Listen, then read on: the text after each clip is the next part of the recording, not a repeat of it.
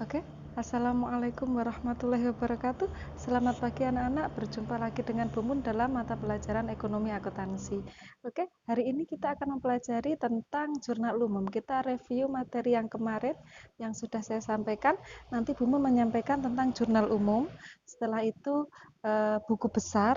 Setelah di buku besar nanti kita akan mempelajari neraca saldo, dan ketika ada penyesuaian akan kita sesuaikan. Jadi ada beberapa akun yang belum selesai, misalnya sewa dibayar di muka, terus penyusutan dan lain sebagainya. Nanti akan Bu menjelaskan dalam bentuk formatnya adalah Excel sederhana ya. Oke, silahkan nanti disimak dan dipahami. Oke anak-anak, kita hari ini mempelajari tentang salon Vita. Ini ada di halaman LKS halaman 35 sampai 40-an. Ya. Kita mulai dari jurnal umum dulu. Jadi ini menganalisa dari persamaan dasar kemarin ya. Contoh soal, misalnya 2 Oktober dibayar sewa gedung untuk 1 tahun. Berarti membayar sewa gedung kan berarti itu beban sewa kan, Cah? Berarti beban sewa bertambah, terus kita bayarnya kan pakai uang. Berarti kasnya berkurang. Kita lihat di tanggal 2 Oktober lah, ini dia. Beban sewa gedung bertambah, ada di debit 1.200.000, terus kasnya berkurang 1.200.000. Lah, dari soal-soal ini setelah kita masukkan, ini sesuai dengan persamaan dasar kemarin ya. Setelah itu kita total jadilah 33.150.000. Intinya semua transaksi ini kita catat di persamaan dasar dan itu menjadilah yang namanya jurnal umum. Tapi kalau di jurnal umum ini kan masih jadi satu semua aja. Kas, modal, utang masih jadi satu semua. Sedangkan kan biasanya perusahaan itu mintanya sakjane kas kita itu ada berapa, utang kita itu ada berapa. Sehingga kita harus menyendirikan utang di dhewekne utang, kas di dhewekne kas dan seterusnya. Lah, untuk menyendirikan itu disusunlah yang namanya buku besar. Nah, di buku besar ini disendirikan Cah, kas sendiri, piutang sendiri, perlengkapan sendiri dan seterusnya. Jadi ini sengaja sama Bu Mun tak kasih warna hijau. Warna hijau berarti ini nanti kita catat di buku besar kas, begitu. Paham nggih? Jadi di buku besar kas itu nanti berarti ini pasti masuk 5 juta, habis itu keluar 1.200.000, keluar lagi 50, keluar lagi 500, keluar lagi 150 dan seterusnya. Ketika kita sudah masukkan, oh ternyata setelah ini tanggalnya kita masukkan ya, sesuai tanggal itu, terus keterangannya kas itu masuk atau keluar untuk apa dan dari mana. Itu kan ada keterangannya di sini sudah ada kan, Cah? Oke, di jurnal umum pasti ada. Terus setelah itu kita masukkan debit kreditnya. Ini sesuai yang ada di sini. Misalnya pada tanggal 1 kas masuk 5 juta, kita catat kas masuk 5 juta. Setelah itu tanggal 2 kas keluar 1.200.000, kita catat tanggal 2 kas keluar 1.200.000 dan seterusnya. Bu, JU1, JU2 ini apa? Ini adalah menunjukkan halaman anak-anak. JU1 berarti jurnal umum 1, jurnal umum 2, begitu. Seperti ini. Nah, ternyata transaksi kas dari jurnal umum itu segini. Berarti debitnya ini kan ada uang masuk dikurangi uang keluar, terus masuk lagi dikurangi uang keluar lagi. Oh, ternyata sisanya adalah 6.600.000. Berarti kas kita ternyata ada 6.600.000. Berarti kan jelas nanti manajer atau pemimpin perusahaan akan melihat, oh ternyata kasnya masih sekian. Seperti itu. Setelah itu piutang kita berapa? Ini tanggal 1 ada piutang masuk 300.000. Kita cek. Tanggal 1, oh iya benar ada piutang masuk 300.000. Setelah itu ada lagi piutang masuk tanggal 31, 1.450.000. Berarti kita masukkan. Oke.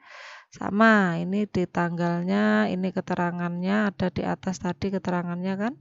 Ada di atas tadi seperti ini ya. Terus setelah itu kita masukkan uangnya. Berarti bertambah terus. Oh, ternyata piutang kita 1.750.000. Begitu juga perlengkapan, peralatan, modal, beban sewa gedung dan lain sebagainya setelah kita sendirikan seperti itu, paham nggih? Intine kalau jurnal umum itu masih campur, tapi kalau buku besar itu sudah sendiri-sendiri. Oke, dari buku besar kita masukkan ke neraca saldo, diringkes gitu loh, Cah. Kalau buku besar ini kan keterangannya per tanggal kan, jadi maunya pemimpin perusahaan kan ringkesannya itu sakjane kasnya berapa, utangnya berapa, seperti itu sampai dengan tanggal sekian, seperti itu ya. Jadi setelah itu kita masukkan ke sini. Kasnya, oh ternyata ada 6.600.000. Dari mana? Ya dari buku besar tadi sampai nilai terakhirnya piutangnya ada 1.750.000. Dari mana? Ya dari buku besar tadi. Saman kan sudah memasukkan kan piutangnya. Oh ternyata ada 1.750.000. Ingat di neraca saldo itu harus ada nomor akunnya. Jadi di buku besar ini biasanya pasti ada nomor akunnya di pojok seperti ini ya. Nah, titenane nomor akun itu kemarin kan kita sudah bahas nomor akun-akun ya. Satu itu biasanya adalah kas atau harta kita biasanya. Kas pasti di atas karena harta lancar. 101, 102 berarti piutang dan seterusnya. Ini ada di LKS, bisa dilihat nanti kode-kodenya ya. Seperti itu. Setelah itu kalau modal itu ada nomor 3. Kalau utang itu nomor 2. Kalau beban itu biasanya nomor 5. Oh iya betul, ini nomor 5 dan seterusnya. Jadi memang ada transaksi. Setelah kita masukkan dari buku besar tadi, oh ternyata totalnya itu adalah 30.250.000. Loh Bu, kok beda Bu sama yang ada di jurnal ini Bu? Ya beda.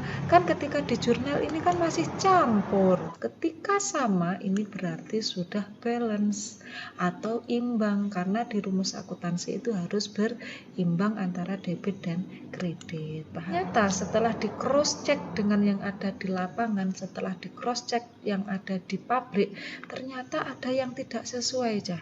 Kalau peralatan itu menyusut, tapi kalau perlengkapan itu karena pemakaian.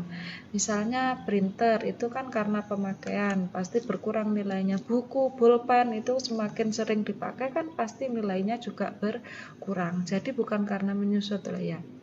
Seperti itu. Persediaan perlengkapan 5.500.000, padahal di sini tertulis 7 juta, ketika membeli kan 7 juta. Berarti di situ ada selisih 7 juta dikurangi 5.500.000 itu menjadi perlengkapan berkurang seperti itu ya kan? Otomatis oh ternyata perlengkapannya berkurang tinggal sekian. Nah, itu harus kita sesuaikan. Loh, padahal di atas tadi 7 juta, ternyata di lapangan tinggal 5 juta. Lah itu kita harus sesuaikan. Selanjutnya, sewa dibayar di muka ini yang agak susah ya. Jadi begini. Beban sewa itu kan 1.200.000 kan, berarti per bulan itu kan 100.000. Sedangkan dia membayarnya itu kan bulan beban sewa ya.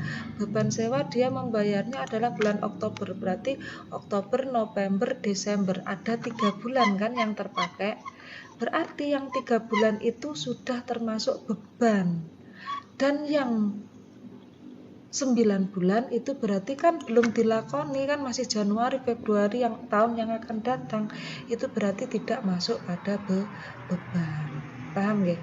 1.200.000 ya wis dibayar nek ngarep masalahnya. Ya per bulannya kan otomatis logikanya 100.000. Lah yang sudah dijalani sampai Desember itu kan 3 bulan, Oktober, November, Desember. Lah yang sudah dijalani itulah masuk pada beban sewa. Lah yang belum dijalani Januari, Februari dan seterusnya wis kadung dibayar ya, tapi belum kita jalani itu belum masuk pada beban. Itu masuknya pada sewa dibayar di muka, bukan beban loh ya. Paham ya? Oke. Terus selanjutnya penyusutan peralatan salon. Ini memang peralatan itu menyusut ya, misalnya gedung, alat kendaraan itu kan menyusut ya, seperti itu. Di sini tertulis peralatannya adalah 13 juta, ternyata menyusut 1.300.000 mesinnya, seperti itu misalnya, seperti itu ya. Baik dipakai apa tidak kan pasti nilainya juga akan berkurang kan, yang namanya kendaraan pasti kan akan menyusut, seperti itu. Setelah itu ada utang gaji yang belum dibayar. Ini misalnya memang biasanya sering ya pabrik-pabrik yang bayaran karyawannya ditangguhkan, itu berarti utang gaji yang belum dibayar. Bukan beban gaji. Kalau beban gaji kan beda, sudah dibayarkan. Tapi kalau utang gaji berarti belum dibayarkan, seperti itu. Paham nggih? Oke, selanjutnya dari transaksi belum beres ini kita sesuaikan. Yang pertama perlengkapan tadi kan, asalnya 7 juta ternyata dicek tinggal 5.500.000, berarti menyusutnya berapa? Bukan menyusut ya, berarti berkurangnya berapa? Berkurangnya itu adalah 1.500.000, berarti masuk beban perlengkapan 1.500.000, perlengkapannya berkurang 1.500.000, bukan menyusut ya, tapi memang perlengkapannya berkurang karena sering dipakai. Selanjutnya sewa dibayar di muka. Nah ini tadi kan sewa dibayar di muka itu harus kita sesuaikan, karena kita pas ngetoknya duit tapi belum kita lakoni, seperti itu loh Cah. Itu namanya sewa dibayar di muka. 900.000 pada beban sewa 900.000. Oke. Selanjutnya penyusutan peralatan salon. Ini penyusutan, memang alatnya yang menyusut, berarti beban penyusutan 1.300.000 akumulasi penyusutan. Jadi kalau penyusutan itu ada akumulasi untuk menyeimbangkan ya. Akumulasi penyusutan 1.300.000. Utang gaji yang belum dibayar. Nah, ini berarti harus kita sesuaikan. Beban gaji 170.000 dan utang gaji 170.000. Oke, beban gaji 170.000 pada utang gaji 170.000. Oke, berarti jurnal yang kita sesuaikan nanti berarti yang belum beres itu ada 3.870.000. Oke, balance sama. Paham nggih? Memang agak susah kalau di jurnal penyiapan. Oke anak-anak, sudah paham ya materi yang Bu Mun sampaikan tadi? Nanti setelah nyampe ke neraca saldo, kita akan mempelajari tentang kertas kerja. Jaga kesehatan, jangan lupa berdoa, tetapkan protokol kesehatan. Saya akhiri. Wassalamualaikum warahmatullahi wabarakatuh.